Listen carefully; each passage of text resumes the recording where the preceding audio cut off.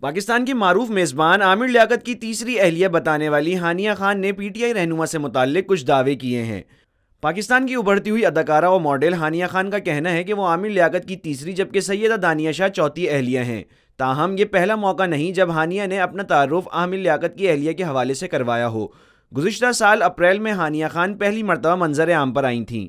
ہانیہ خان نے بتایا تھا کہ عامر لیاقت نے ان سے تیسری شادی کر رکھی ہے اور وہ طوبہ کو طلاق دے چکے ہیں، جس پر عامر لیاقت نے ان کے خلاف قانونی کارروائی کا کہتے ہوئے تمام الزامات مسترد کر دیے تھے۔ حال ہی میں عامر لیاقت کی تیسری شادی کے بعد ایک مرتبہ پھر ہانیہ خان نے ان کی تیسری اہلیہ ہونے کا دعویٰ کیا ہے۔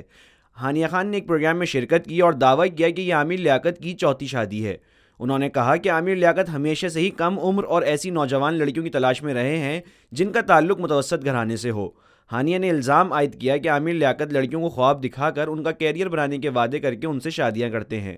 طوبہ انور کو پہلے کوئی نہیں جانتا تھا، عامر لیاقت کی وجہ سے ان کی شہرت میں اضافہ ہوا۔